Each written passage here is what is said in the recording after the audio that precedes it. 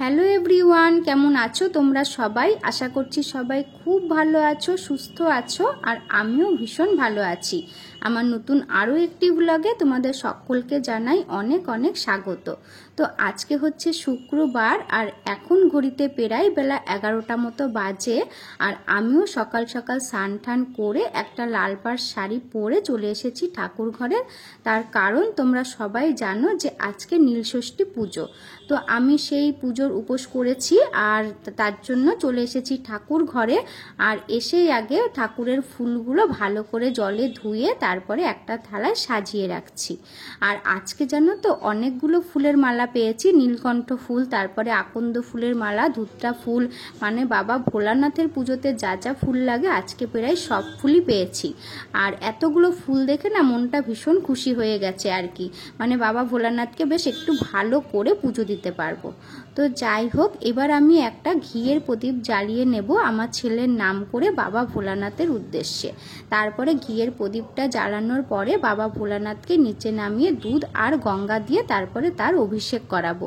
তো আমি যেভাবে নীলষষ্ঠী পুজো করে থাকি আজকে সেটাই তোমাদের সাথে শেয়ার করব। তো চলো দেখতে থাকো আজকের ভিডিওটা, আশা করছি তোমাদের ভালো লাগবে। আজকে প্রত্যেকটা মা তার সন্তানের মঙ্গল কামনা করে নীলষষ্ঠীর পুজো করবে। আর আমিও জানো তো এই প্রথম আমার ছেলের জন্য পুরো নির্জলা উপবাস করে আজকে বাবা ভোলানাথের পুজো করব। প্রত্যেকবারই এই নীলষষ্ঠীর পুজোর দিনে উপোস করি, কিন্তু একেবারে নির্জলা উপোস আমি কোনোবার করিনি।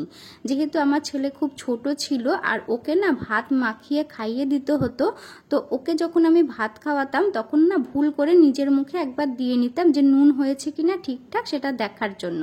তো এর জন্য না আমার একবারও নীলষষ্ঠীর পুজো মানে পুরোপুরি নির্জলাভাবে করা হতো না। তো যাই হোক, এখনও বড় হয়ে গেছে আর এখন সেই অসুবিধাটাও আর নেই। তো এইবার ভেবেছি যে ও একদম নির্জলা উপোসই করব।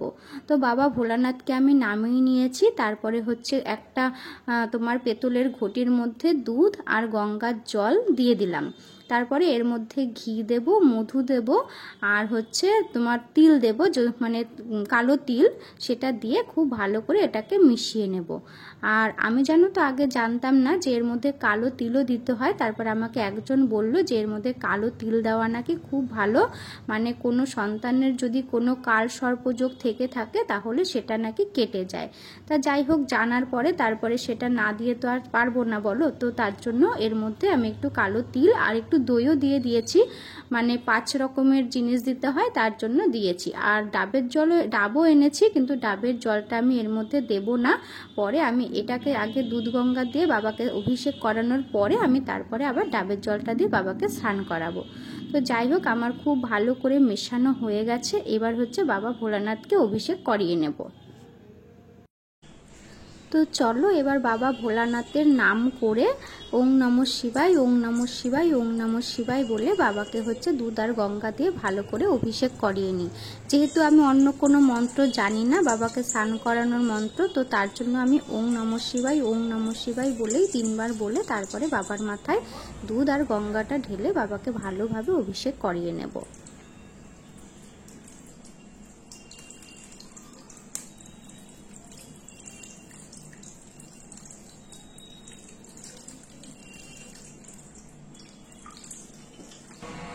তো প্রথমে আমি দুধ আর গঙ্গার জল দিয়ে বাবাকে স্নান করিয়েছি। এবার আমি একটুখানি গঙ্গার জল দিয়ে আবার আরেকবার হচ্ছে ওং নমঃ শিবায় বলে আরেকবার হচ্ছে বাবার মাথায় গঙ্গার জল ঢেলে তারপরে বাবাকে আরেকবার স্নান করিয়ে নেব। তারপরে হচ্ছে একটুখানি পরিষ্কার করিয়ে নিচ্ছি। তো এইবার হচ্ছে বাবা ভোলানাথকে আবার তার আসনে বসিয়ে দেব।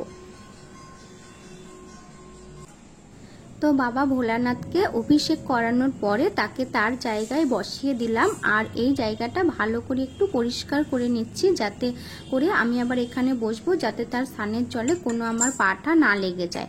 তো এখন বাবাকে বসানোর পরে তার ত্রিশূলটা, তারপরে হচ্ছে তোমার বেলপাতা, এগুলো বাবার মাথায় রেখে দিলাম।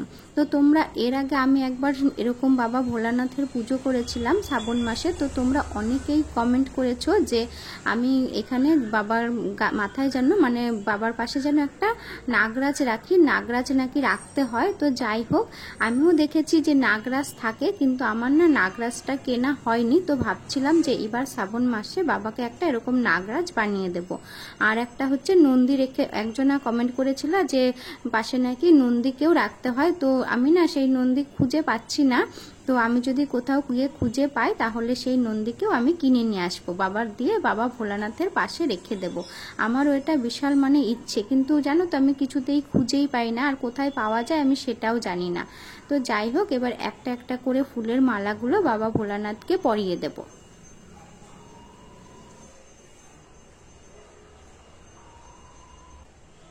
তো এরপরে আমি বেলপাতার মধ্যে চন্দন লাগিয়ে তারপরে সেটা বাবার মাথায় দিয়ে দিয়েছি।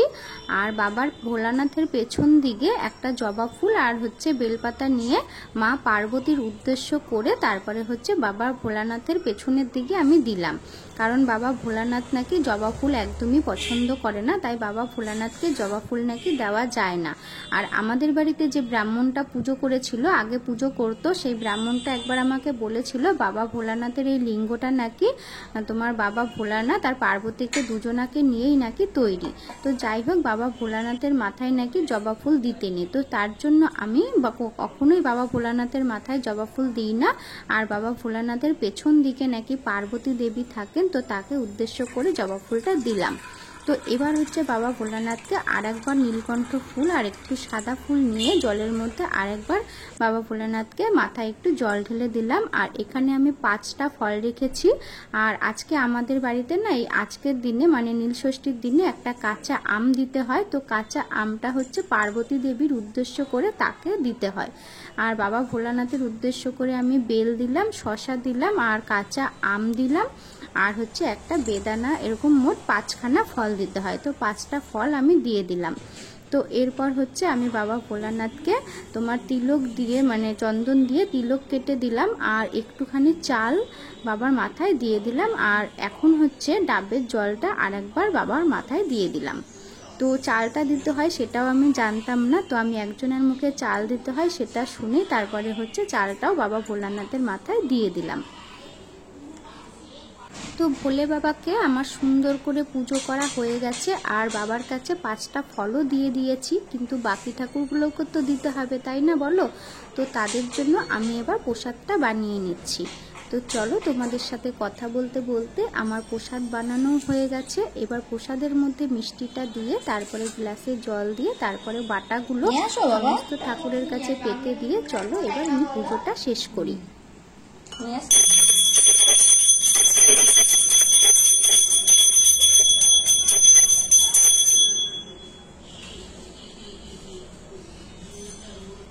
তো আমি ধূপ দিয়ে আরতি করে নিয়েছি, এবার হচ্ছে মোমবাতিটা ধরিয়ে তারপরে আরেকবার আরতি করে নেব। আর আজকে নীল ষষ্ঠী দেখে বাবা আজকে একটা নীল রঙেরই মোমবাতি নিয়ে এসছে। তো চলো এবার মোমবাতিটা ধরিয়ে বাবা ভোলানাথকে আরেকবার আরতি করে নিই।